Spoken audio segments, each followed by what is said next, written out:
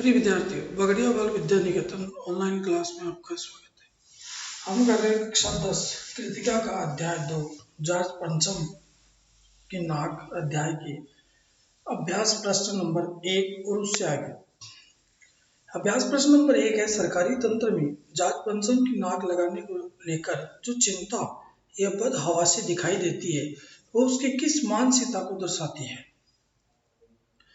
England की महारानी के भारत आगमन के समय टूटी नाक वाले जॉर्ज पंचम की मूर्ति का बने रहना भारत के सरकारी तंत्र को बड़ा नागवार लगा।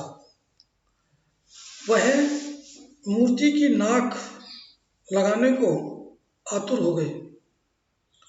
सरकारी अधिकारियों ने मूर्ति की नाक लगाने की अपनी नाक का सवाल बना लिया। वे इस समस्या से बड़े चिंतित और बदहवास दिखाई देते थे। सरकारी तंत्र की यह बदहवासी उनकी स्वाभिमान शून्य मानसिकता को दर्शाती है।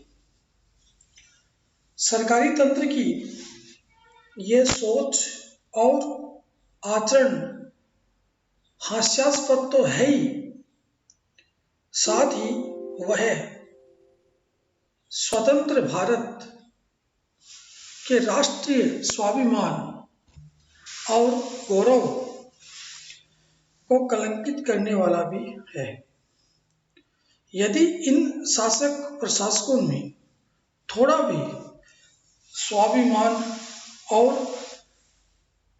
आत्मसम्मान का भाव होता तो गुलामी और क्रूरता की प्रतीक जॉर्ज पंचम की मूर्ति इंडिया गेट पर न होकर किसी संग्रहालय के कोने में रखी होती।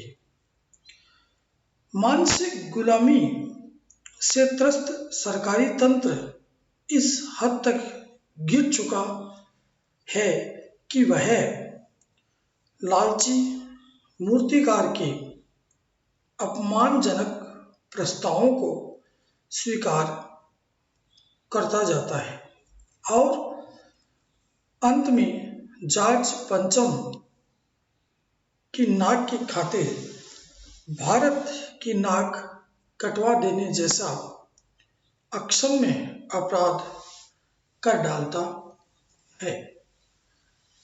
प्रश्न नंबर 2 है, रानी एलिजाबेथ के दर्जी की परेशानी का क्या कारण था? उसकी परेशानी को आप किस तरह तर्कसंगत ठहराएंगे? रानी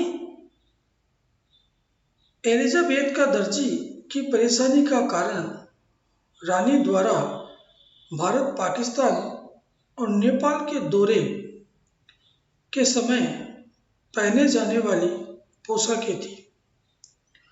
वह रानी के मिजाज और समय के अनुकूल पोशाकें तैयार करना चाहता था।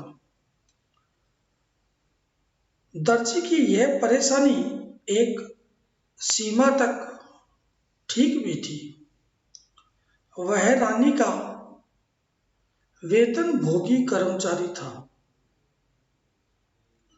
उसका कर्तव्य था अपने काम से रानी को खुश रखना। अतः रानी की शान और रुचि के अनुकूल वस्त्र सिलने में ही उसकी भलाई थी।